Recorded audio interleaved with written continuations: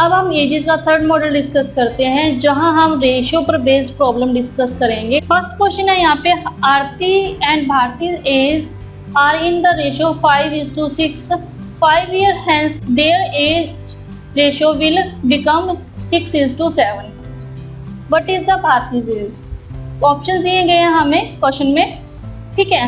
हमें आरती और भारती की एज का रेशियो दिया हुआ है 5:6 और 5 साल के बाद जो उनकी एज का रेशियो है वो हो जाता है 6:7। हमें भारती की एज बतानी है क्या है, तो हम मान लेते हैं कि ए आरती की एज है और बी भारती की एज है, और हमें रेशियो दिया हुआ है उनकी एज का, ए रेशियो बी दिया हुआ है 5:6, या फिर यूं कहें कि ए बाई बी दिया हुआ है 5/6। तो इससे हम कह सकते हैं कि आरती की एज है 5x और भारती की एज है 6x। अब 5 years के बाद उनकी एज का रेशियो हो जाता है 6/7, यानी कि आरती की एज है a प्लस 5 year और भारती की एज b प्लस 5। 5 साल के बाद है तो a प्लस 5 और b प्लस 5, ये हो जाता है 6/7। तो अगर हम इसमें a और b की जो वैल्यू है वो पुट करें तो a है 5x प्लस 5 और b है 6x plus 5 is equal to 6/7। और अगर हम इसको सिंप्लीफाई करें क्रॉस मल्टीप्लाई करके तो ये आएगा 35x plus 35 is equal to 36x प्लस 30। तो 35x को इस तरफ ले आते हैं तो 36x minus 35x is equal to 35 minus 30। तो x की वैल्यू आई हमारे पास 5। तो x आया हमारे पास 5 और हमसे भारती की एज पूछी गई है, तो भारती की एज है 6x यानी कि 6 × 5 30 ईयर्स। तो ऑप्शन नंबर 1 यहाँ पर करेक्ट ऑप्शन है कि भारती की एज है वो है 30 ईयर्स। इस क्वेश्चन को भी आप ऑप्शन की हेल्प से कर सकते हो। कैसे कि आरती और भारती की एज का रेशियो दिया हुआ है 5:6, ठीक है, यानी कि भारती का जो एज में पार्ट है वो है, टोटल रेशियो में जो पार्ट है वो है 6, तो 5:6, ठीक है, यानी कि जो भारती की एज है वो 5 ईयर बाद भी 6 का ही मल्टीपल रहने वाली है ना।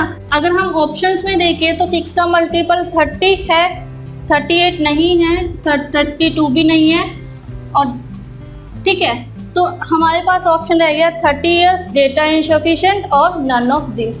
तो अगर हम देखें तो अगर हम फर्स्ट ऑप्शन को लें कि ऑप्शन नंबर फर्स्ट करेक्ट है, तो 6 का मल्टीपल है 30, ठीक है। अब इसने फर्स्ट कंडीशन को तो फुलफिल कर दिया।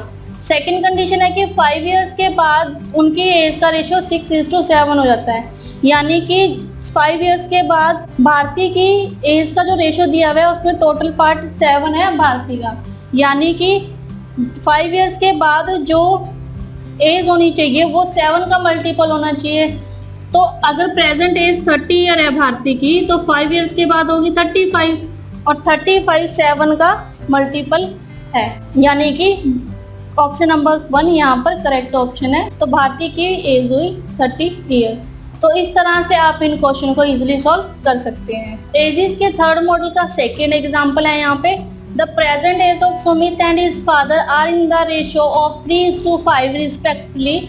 4 years hence the ratio of their ages will become 5:8 respectively. What was the father age 5 years ago?